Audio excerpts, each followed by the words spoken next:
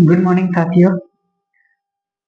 पिछले क्लास में हम लोग बायोलॉजी में जो पढ़ रहे थे वो जनन चैप्टर, ठीक है ना। जनन चैप्टर में मैंने आपको बायोलॉजी में जो है ये बताया था कि लिंग के आधार पे जीव जो होते हैं दो प्रकार के, एक जो होते हैं एक लिंगी होते हैं और एक जो होते हैं द्विलिंगी होते हैं। मैंने ये भी बताया था कि एक लिंगी किसको कहते हैं, एक लिंगी वैसे जीव को कहते हैं जिसमें नर या मादा दोनों अलग अलग जीवों में पाए जाते हैं, उसे हम लोग एक लिंगी कहते हैं। और द्विलिंगी किसे कहते हैं या उसे उभयलिंगी भी कह सकते हैं। तो वैसे जीव जिनमें नर एवं मादा दोनों के जो व्ययिष्ट होते हैं, यानी नर और मादा एक ही जीव के अंदर पाया जाता है, उसे हम लोग क्या कहते हैं, उसे हम लोग द्विलिंगी कहते हैं। ठीक है, आज हम लोग को पढ़ना है लैंगिक जनन की सार्थकता। ठीक है,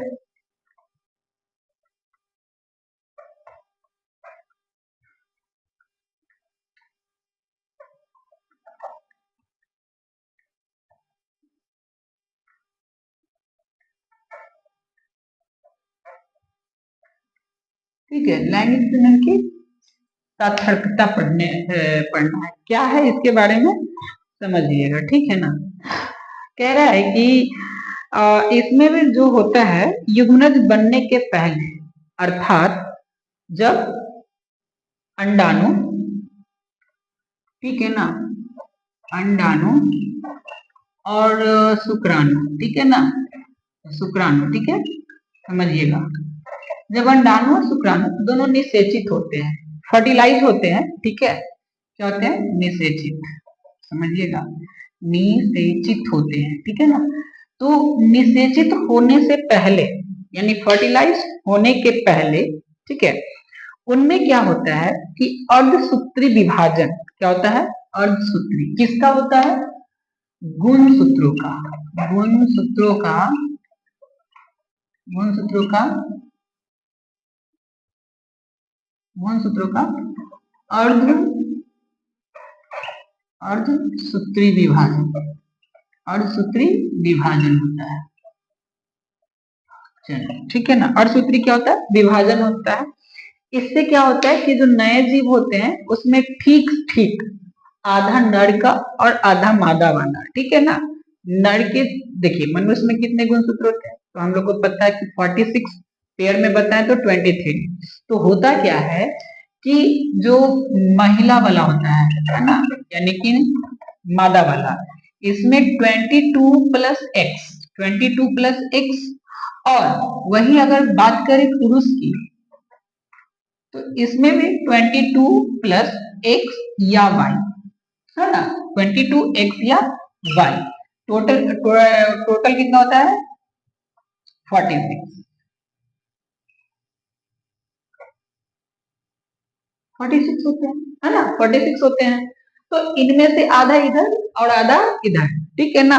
तो 23 और 23 फिर से कितना हो जाएगा, 46 हो जाएगा, ठीक है ना। तो 23 और 23 का, इसी को हम लोग बोलते हैं अर्धसूत्री विभाजन। तो ये अर्धसूत्री विभाजन होता है और ये दोनों मिलकर के, ठीक है ना, दोनों मिलकर क्या होता है कि एक युग्मनज का निर्माण करता है, जिसमें अगर एक्स एक्स आयत,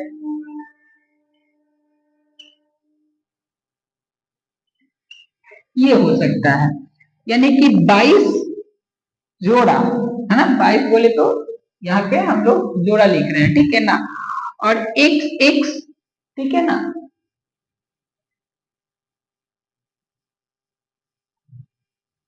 एक्स एक्स या एक्स वाई, एक्स एक्स होगी तो महिला, एक्स एक्स और एक्स वाई होगा तो पुरुष, है ना।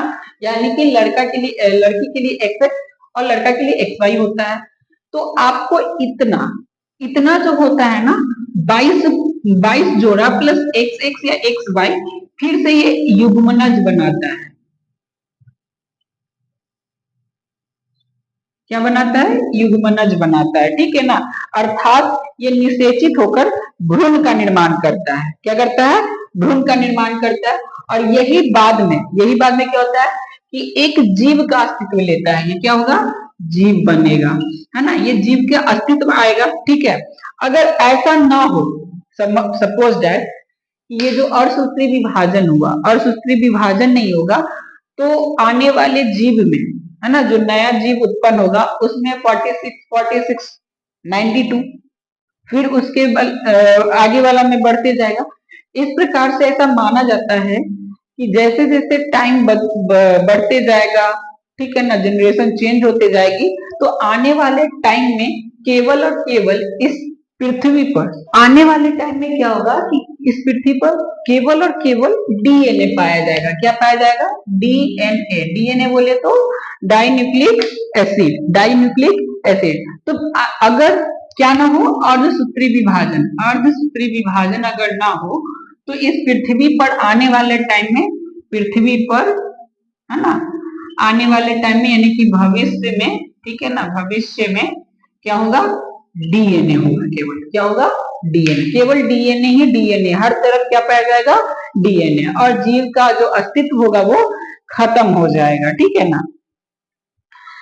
इसके बाद जो हम लोग को पढ़ना है, हाँ, इसमें भी और है कि जब लैंगिक जनन के द्वारा जीवों का निर्माण होता है तो उसमें नर और मादा दोनों के गुण पाए जाते हैं। देखिए क्यों पाया जाता है? क्योंकि यहाँ पे मादा और नर दोनों का, है ना, महिला और पुरुष दोनों का यहाँ पे डीएनए मिला, इसलिए उसमें जो गुण सूत्र होता है उसके वजह से उसमें नर और मादा दोनों का गुण पाया जाता है। लेकिन इसके साथ साथ कुछ विभिन्नताएं भी होती है। विभिन्नता मतलब कुछ ऐसे गुण होते हैं जो ना तो उन दोनों जनक यानी कि नर और मादा जो जनक हो गए ना, उनसे बिल्कुल ही मैच नहीं करते, यानी कि बिल्कुल अलग जैसा होते हैं, कुछ विभिन्नता हो गया, ठीक है। जैसे मान लीजिए कि पिता काला है, माँ गोरी है, तो हो सकता है कि उनका बच्चा हो ना तो काला ही हो ना ही तो गोरा हो, कुछ चेंज हो गया।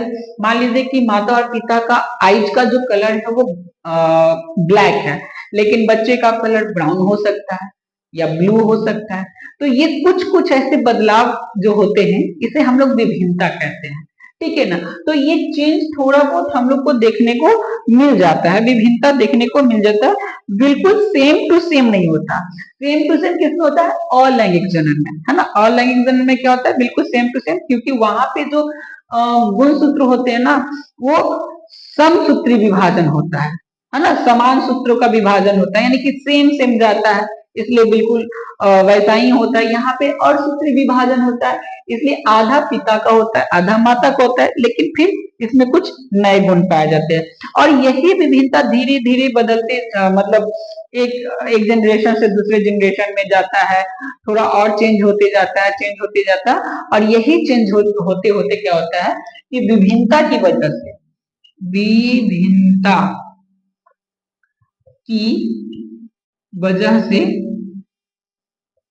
नए जीव का क्या होता है? निर्माण होता है या विकास होता है। नए जीव का क्या होता है? विकास, है ना, नए जीव का विकास होता है बाबू। यानी धीरे धीरे क्या होगा कि जब विभिन्नता बदलती जाएगी, आते जाएगी, तो अंत में या कुछ टाइम के बाद, कुछ आने वाले टाइम में ऐसा होगा कि नए जीव का विकास हो जाएगा और पुराने वाले जीव का अस्तित्व खत्म हो जाएगा, ठीक है ना। ऐसे भी आप सुनोगे कि इस पृथ्वी पर बहुत सारे ऐसे जीव जंतु हैं जिनका अस्तित्व आज खत्म हो चुका है और उनकी जगह पे कोई नया जीव जो है अस्तित्व में आ चुका है, ठीक है। तो ये किसकी वजह से होता है? इन्हीं की वजह से, विभिन्नताओं की वजह से, ठीक है ना।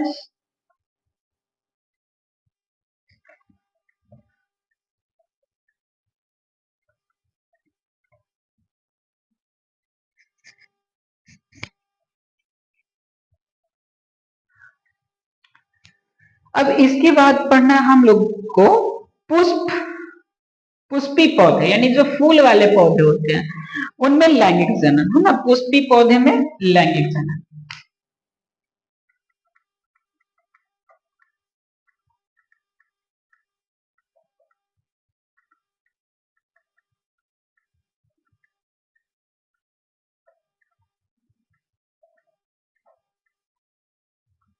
पुष्पी पौधों में लैंगिक जनन, ठीक है।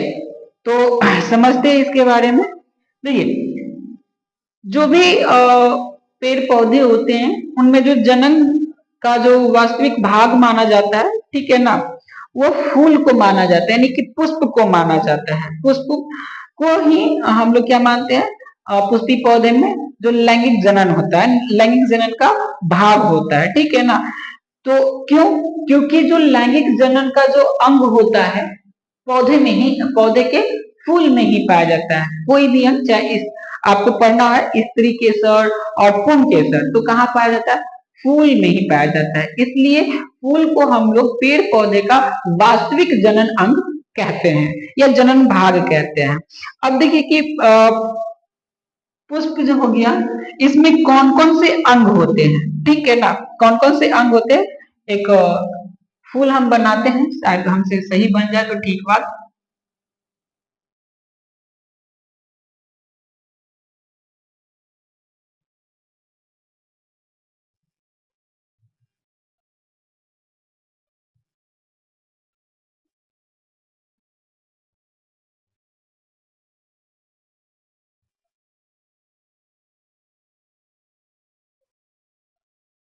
ठीक है, इस ढंग का कोई फूल है, ठीक है, हमसे तो बना नहीं, बाकी हम दिखा देंगे, ठीक है ना।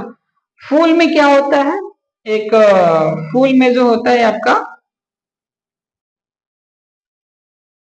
इसे हम लोग वृंत या डंठल बोलते हैं। ये हो गया पुष्पासन। आसन, यहाँ पे होता है आपका,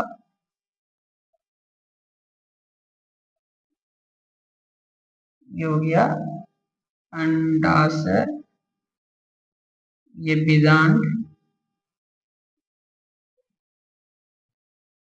इस वाले को बाह्यदल पुंज,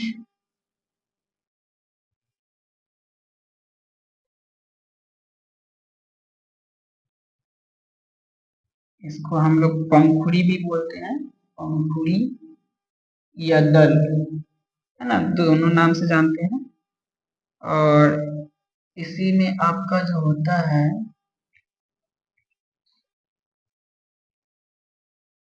इसको हम लोग पुंकेसर, पुंकेसर कहेंगे, ठीक है। पुंकेसर परागकोश, परागकोश, ठीक है, परागकोश। ये इसमें जो होता है वर्तिकाग्र, इसको बोलते हैं वर्तिका, वर्तिका, ठीक है ना। ये आपके एक फूल का भाग होता है, फूल का एक क्या है? भाग है। मैं रियल फूल में भी दिखा देता हूँ, ठीक है ना, समझिएगा। जो टहनी से जुड़ा हुआ छोटा सा पतला सा जो होता है, उसे हम लोग वृंत या डंठल, वृंत या डंठल कहते हैं, ठीक है ना। क्या कहते हैं? वृंत या डंठल।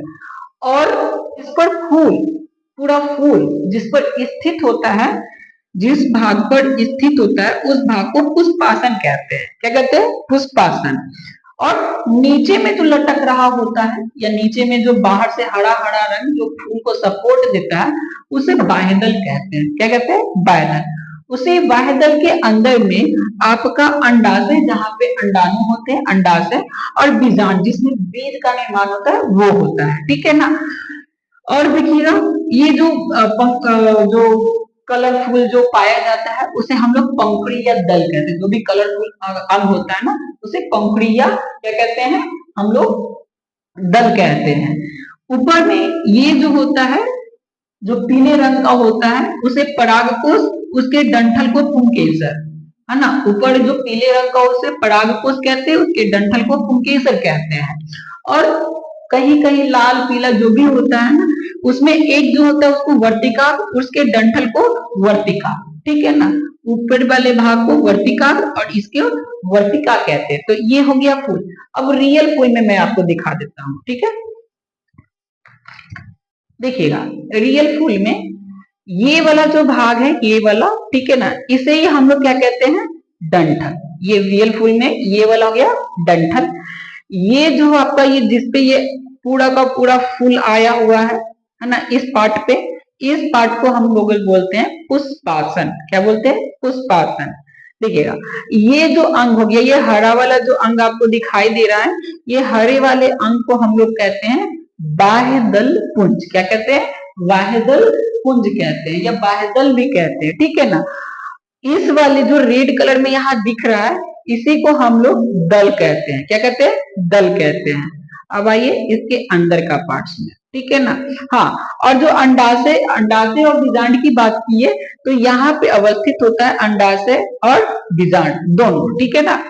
उसके आगे देखिएगा, देखिएगा ये जो पीला पीला टाइप दिख रहा है, इस वाले ऊपर वाले भाग को हम लोग बोलते हैं सॉरी परागकोश। क्या बोलते हैं? परागकोश। और इस जिस डंटी के द्वारा जुड़ा हुआ है, उस डंटी को हम लोग बोलते हैं पुंकेसर। क्या बोलते हैं? पुंकेसर। ऊपर वाले को परागकोश कहते हैं। और ये जो ऊपर में ज्यादा नहीं, एक या 5, 2 ऐसे की संख्या में रहता है, ये लाल रंग वाला है। इसके ऊपर जो पाया जाता है, उस वाले भाग को हम लोग बोलते हैं वर्तिकाग्र। और इसके जो डंठल हो गया ना, इस डंठल जो नीचे तक आके जुड़ा हुआ होता है अंदर से, मैं वो दिखा दूंगा आपको, उसे हम लोग वर्तिका कहते हैं। तो ये एक पूरा फूल हो गया, एक पूरे फूल का ये पार्ट हो गया, ठीक है ना।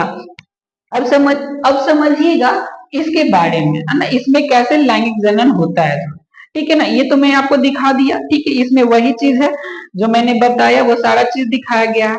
अब समझिएगा इसमें, देखिए लिखा है कि एक फूल में 4 प्रकार के पुष्प पत्र होते हैं। मैंने तो सब दिखा दिया, अब केवल मैं बता देता हूँ। फूल में क्या होता है? 4 प्रकार के पुष्प पत्र होते हैं, ठीक है ना।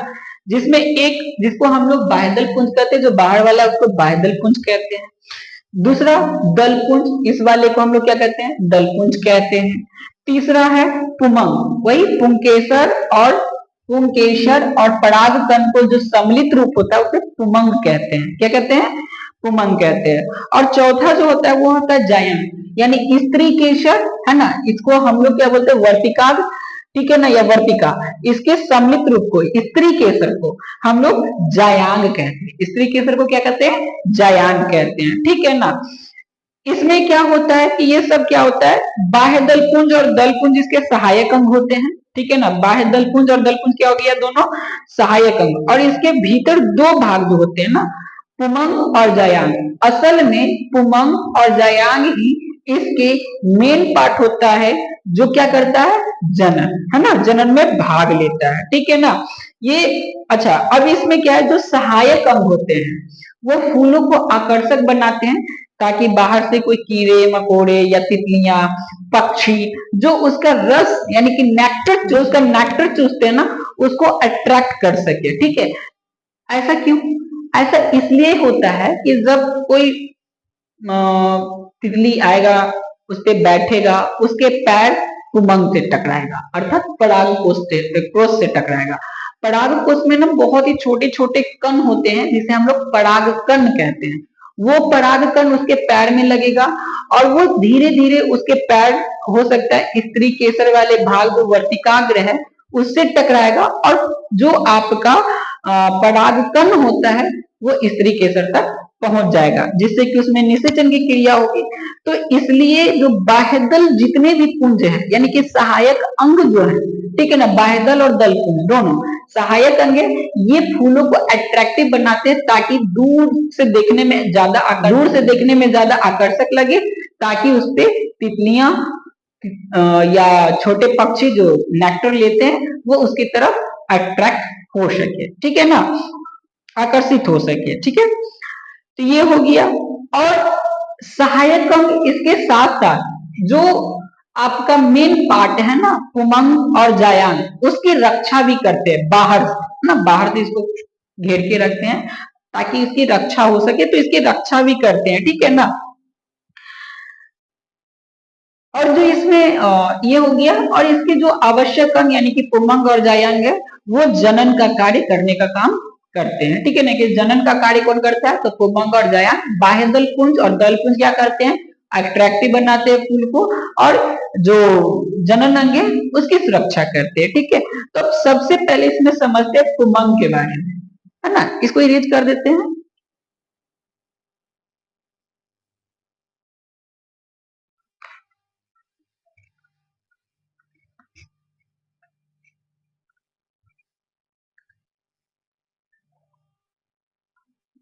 समझिएगा पुमंग, है ना, पुमंग क्या होता है?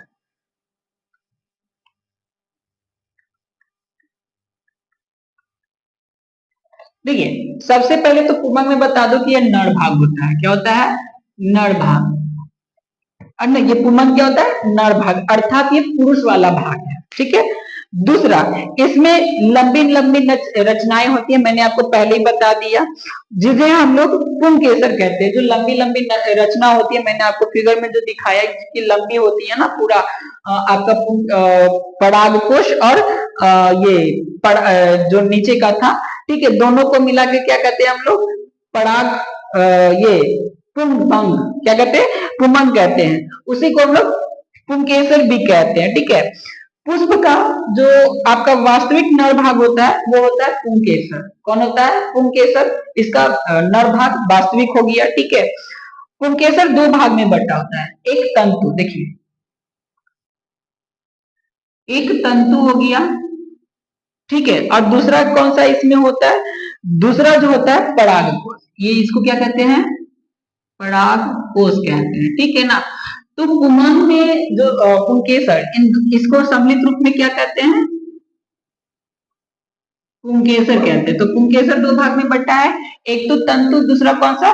परागकोश। ठीक है ना। जिससे कि ये जो परागकोश होता है, यहाँ पे परागकण पाए जाते हैं जो पीला होता है। क्या होता है? परागकण कैसा होता है? पीले रंग का होता है ना, पीला होता है। परागकण कैसा होता है? पीले रंग में होता है। जो इसी से यहाँ पे उसका फॉर्मेशन होता है, यहीं से निकलता है। ठीक है ना। कहाँ से निकलता है? परागकोश से निकलता है परागकण। परागकोश से क्या निकलता है? परागकण निकलता है। ठीक है ना। तो ये इसका क्या हो गया ना। और परागकण ना छोटे छोटे कण होते हैं, पाउडर के समान होते हैं। ठीक है। कैसे होते हैं? पाउडर के समान। ठीक है। तो ये आपका हो गया परागकण। दूसरा जो हम लोग को पढ़ना है वो जायान के बारे में। किसके बारे में? जायान। ठीक है ना। जायान के बारे में कह रहा है कि ये अधिक स्त्री केसर या कार्पिलेस का बना होता है। अर्थात ये क्या होता है? स्त्री केसर। स्त्री का मेन भाग जो हो गया ना, मतलब फूल में जो मेन भाग होता है स्त्री केसर। ठीक है ना। मेन भाग हम लोग किसको बोलेंगे? स्त्री केसर। इसी के साथ ना निषेचित होता है आपका परागकण। ठीक है। तब जाके उसमें बीज का निर्माण होता है। तो स्त्री केसर जो है वो क्या है? मेन पार्ट हो गया। इसी को हम लोग जायान भी कहते हैं। ठीक है ना। यह पौधा का कौन सा भाग है? मादा, है ना। ये कौन सा भाग हो गया? मादा भाग हो गया, है ना। स्त्री वाला पार्ट, ठीक है ना, स्त्री वाला पार्ट मादा भाग हो गया ये। और स्त्री केसर या तो एक होगा या फिर एक दूसरे से जुड़े हुए या अलग अलग भी हो सकते हैं, लेकिन अनेक भी हो सकते हैं, है ना। या तो ये एक की संख्या में होगा या फिर अनेक की संख्या में। अनेक बोले तो बहुत सारे हो सकते हैं, या तो एक दूसरे से जुड़े हो या फिर अलग अलग करके हो, लेकिन एक या एक से अधिक हो सकते हैं। ठीक है ना। और करें कि इसके तीन भाग होते हैं। कौन कौन? एक आपका होता है इसमें पहला अंडाशय, एक तो अंडाशय, दूसरा जो है आपका वर्तिका, वर्तिका, और तीसरा जो है इसमें वर्तिकाग्र, है ना, वर्तिकाग्र। ठीक है। तो इसके तीन पार्ट हो गए, एक तो आपका अंडाशय, दूसरा वर्तिका और तीसरा वर्तिकाग्र। तीन पार्ट में बटा होता है कौन? जायान, है ना। स्त्री की सडी जायान। जायान तीन पार्ट में बटा है, अंडाशय, वर्तिका और वर्तिकाग्र के बारे में। अब समझिएगा कैसे। जैसे देखिए इसका फिगर थोड़ा सा दिखा देते हैं।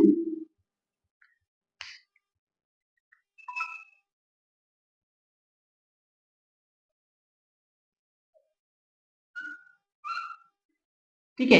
इस वाले भाग को हम लोग बोलते हैं वर्तिका, इसको वर्तिकाग्र, और इस वाले पार्ट को अंडाशय। ठीक है ना। ये तीन पार्ट हो गया, ये तीन पार्ट हो गया है। ये तीनों ही मिलकर के क्या बनाते हैं? जायान, है ना। तीनों ही मिलकर क्या बनाते हैं? जायान। तो आपने जो अभी देखा, देखिए शायद आपको विजिबल हो, मैं दिखा रहा हूं। ठीक है ना। इसमें ये जो आपको दिख रहा है ना, यही जायान का मेन पार्ट है। ये क्या है? जायान का मेन पार्ट है। ठीक है ना। इसमें जो आपको नीचे वाला चौड़ा जो भाग दिख रहा है थैलेनुमा, ठीक है, इसे हम लोग बोलते हैं अंडाशय। क्या बोलते हैं? अंडाशय। इस वाले भाग को जो नली जैसा भाग है उसे वर्तिका, वर्तिका, और ऊपर वाले भाग को क्या बोलते हैं? वर्तिकाग्र बोलते हैं। आप अगर फूल में देखना चाहें, फूल में देखना चाहें तो मैं यहाँ भी आपको दिखा देता हूँ। ठीक है, देखिएगा। ठीक है ना। ये तीन भाग है ना, ये जो आपको भाग, ये वाला जो पार्ट आपको दिख रहा है, इसी पार्ट को हम लोग क्या बोलते हैं, इस पार्ट को हम लोग बोलते हैं अंडाशय। ये वाला जो पाइप नुमा जो संरचना हो गया, इस पार्ट को हम लोग बोलते हैं वर्तिका। और ये जो मेन पार्ट आपका ऊपर जो गोल गोल संरचना इसमें दिखाई देता है, ठीक है ना, इसमें जो गोल गोल संरचना दिखाई दे रहा है, इस गोल गोल संरचना को हम लोग वर्तिकाग्र बोलते हैं। क्या बोलते हैं? वर्तिकाग्र। और इन्हीं यहां से लेकर के यहां तक के पूरे जो पार्ट होते हैं उसे सम्मिलित रूप से क्या कहते हैं? जायान। सम्मिलित रूप से क्या कहते हैं? जायान कहते हैं, ठीक है ना। तो ये आपका था जायान का पूरा पार्ट। ये क्या था? पूरा जायान का, ठीक है ना। अब आगे समझते हैं इसमें, ठीक है। आपको पुमंग समझा दिए। पुमंग आपने देखा, नहीं देखा तो फिर से दिखा देते। देखिए, ये आपका पुमंग वाला पार्ट है। ये क्या है? पुमंग वाला पार्ट, ठीक है ना। इसमें जो पीले पीले नुमा पीला जैसा जो गोला स्ट्रक्चर दिख रहा है वो, उसके साथ जो तंतु जुड़ा हुआ है वो, इसे हम लोग पुमंग कहते हैं, ठीक है। इसे क्या कहेंगे? इसे हम लोग पुमंग कहेंगे, ठीक है ना। तो ये हो गया पुमंग और जायन। इसमें अब लिखा अंडाशय, अंडाशय के बारे में, ठीक है।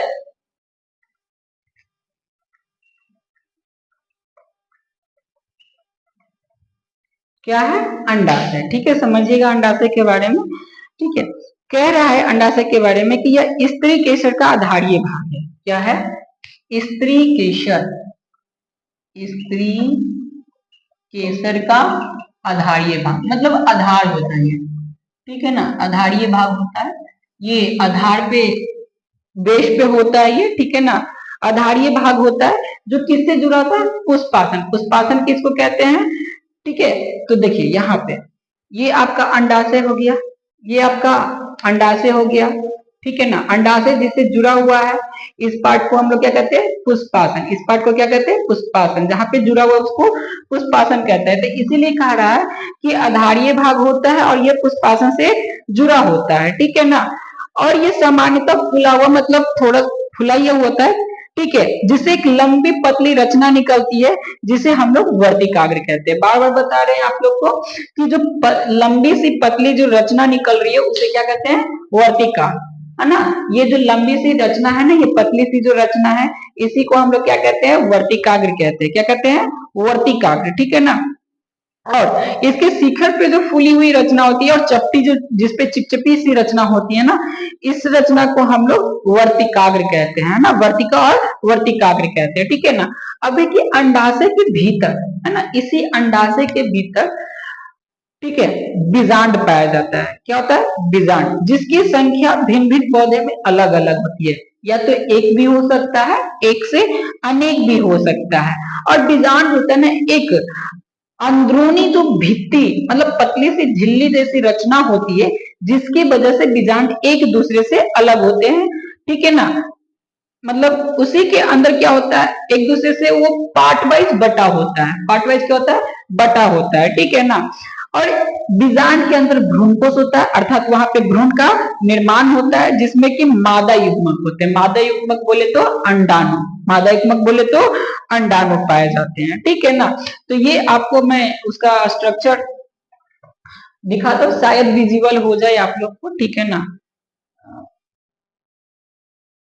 देखिए, शायद में भी विजुअल हो या ना हो, कह तो नहीं सकता, बट समझिएगा, ठीक है। इसके अंदर एक छोटी छोटी रचनुमा संरचना पाई जाती है, वही क्या होता है? बीजांड होता है ना। और इसको जब आप ऐसे करके निकालिएगा तो इसमें से बीजनुमा स्ट्रक्चर भी आपको निकालेगा, ठीक है ना। बीजनुमा स्ट्रक्चर निकलेगा, ठीक है। तो यही आपका बीजांड है। तो ये पूरा का पूरा फूल का पार्ट था, ठीक है ना। ये पूरा क्या था? फूल का पार्ट था। अब परागन समझते कि परागन होता क्या है। नेक्स्ट क्या पढ़ना हम लोग को? परागन।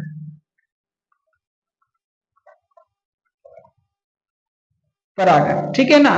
करा कि देखिए, पराग कणों से, है ना, पराग कण जो होता है ना, पराग कणों के परागकोश, परागकोश किसको बोलते हैं? जो ऊपर में पाया जाता है उसको परागकोश कहते हैं, जहाँ पे पराग कण होते हैं।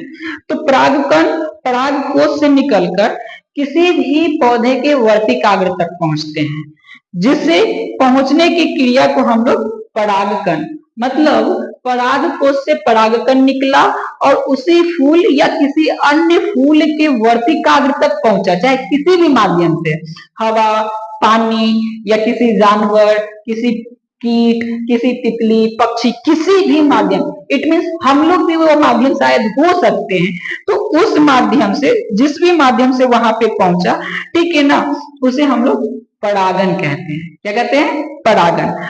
परागन जो होता है वो दो प्रकार के होते हैं। कितने प्रकार के? दो प्रकार के। एक होता है स्वपरागन, एक कौन है? स्वपरागन, और दूसरा को हम लोग बोलते हैं पर परागन। क्या बोलते हैं? पर परागन, ठीक है ना, पर परागन, ठीक है, पर परागन। तो पहले समझते हैं स्वपरागन। स्वपरागन किसको कहते हैं, ठीक है ना। देखिए, एक ही पौधे का अगर परागकण, ठीक है ना, एक ही पौधा है, उसी का परागकण उसी के फूल पे, उसी के फूल के वर्तिकाग्र, मतलब पुष्प के वर्तिकाग्र तक पहुंचता है, उसे हम लोग क्या बोलते हैं? स्वपरागन। क्या कहते हैं? स्वपरागन कहते हैं। पर परागन किसको कहते हैं? तो पर परागन जब एक फूल के परागकण किसी अन्य फूल के पुष्प के वर्तिकाग्र तक पहुंच जाए। देखिए, इसमें क्या होगा कि एक ही फूल या पुष्प के वर्तिकाग्र तक, है ना, पहुंचे, वर्तिकाग्र तक पहुंचे, ठीक है। इसमें क्या हो गया कि किसी अन्य फूल, है ना, किसी अन्य फूल के वर्तिकाग्र तक, किसी अन्य फूल के वर्तिकाग्र तक। इट मीन्स कि जिसमें से परागकण निकला या तो उसी फूल के वर्तिकाग्र तक पहुंच जाए, उसको बोलेंगे स्वपरागन। यदि परागकण निकला एक फूल से और वो किसी दूसरे फूल के वर्तिकाग्र तक पहुंच गया, उसे हम लोग परपरागन कहते हैं। क्या कहते हैं? परपरागन कहते हैं। लिखा है कि स्वपरागन केवल उभयलिंगी पौधे में होता है, अर्थात जिसमें नर और मादा दोनों लिंग वाले फूल जिसमें पाए जाते हैं, उसमें होता है स्वपरागन, है ना।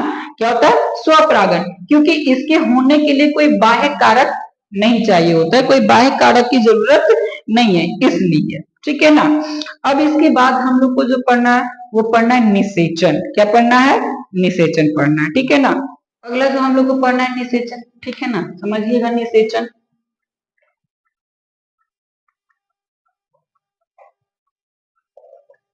निषेचन, ठीक है ना। निषेचन के बारे में कहा कि नर युग्मक अर्थात शुक्राणु और मादा युग्मक अर्थात अंडाणु, ये तो पुरुषों में होता है।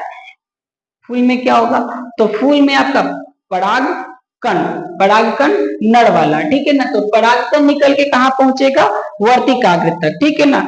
जब दोनों का आपस में, यानी कि नर युग्मक और मादा युग्मक का संलग्न होता है, संलग्न मतलब बोले तो कि एक साथ मिलना, एक साथ क्या हो गया? मिलना, तो उसे ही हम लोग निषेचन कहते हैं। यानी कि अंडाणु और शुक्राणु का मिलना ही क्या कहलाता है? निषेचन कहलाता है। अब ये कब होता है? कि जब परागकण वर्तिकाग्र तक पहुंच जाता है, उसके बाद वर्तिकाग्र के द्वारा स्रावित जो भी रसायन होते हैं, है ना, जब निषेचन की क्रिया शुरू होने लगती है तो वर्तिकाग्र में से कुछ रासायनिक पदार्थ का स्राव होता है। वो जो रासायनिक पदार्थ होता है ना, वो क्या करता है कि उसके प्रभाव से परागकण जो होती है, वो परागकण नली जो होती है ना, नली से निकलती है, और जिसे हम लोग पराग नलिका कहते हैं, इसके सिरे पर एक प्रकार का किण्वन निकलता है जो वर्तिकाग्र को गला देता है। क्या करता है? वर्तिकाग्र जो ऊपर वाला पार्ट होता है ना, स्त्री केशर का, उसको गला देता है और नलिका में आगे बढ़ते हुए वर्तिका द्वारा होते हुए वो कहाँ पहुंच जाता है? वर्तिका के द्वारा बीजांड में। कहाँ पहुंच जाता है? बीजांड में पहुंच जाता है, जहां पे नर युग्मक बीजांड में अवस्थित मादा युग्मक से संलगित होता है और भ्रूण के रूप में विकसित होता है, अर्थात छोटे छोटे बीज का बनना शुरू हो जाता है। निषेचन के बाद अंडाशय, फल एवं बीजांड जो होता है, अंडाशय होता है ना, वो फल बन जाता है, और बीजांड होता है वो बीज बन जाता है। किसके बाद? निषेचन के बाद। निषेचन के बाद क्या हो जाएगा? जो अंडाशय है वो फल बनेगा, बाहरी पार्ट है ना, कठोर पार्ट वो फल हो गया जिसे हम लोग डायरेक्ट खा जाते हैं, और उसी के अंदर में बीज का निर्माण होता है जो बीजांड के द्वारा बनता है। ठीक है, तो बीज भी हम लोग जैसे अमरूद आप देख लिए है ना, सेब, ये सब के अंदर बीज पाया जाता है। ठीक है ना, तो ऊपरी वाले जो पार्ट होते हैं वो उसका अंडाशय होता है। क्या होता है? अंडाशय होता है, और जो बीज बना ना वो बीजांड हो गया। क्या हो गया?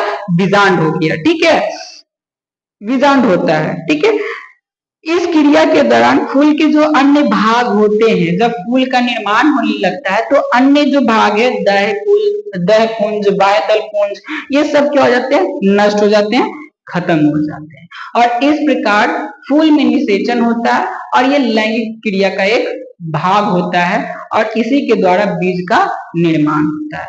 तो आज के लिए इतना ही। नेक्स्ट क्लास में हम लोग मनुष्य का प्रजनन तंत्र यानी मनुष्य के बारे में पढ़ेंगे। किसके बारे में?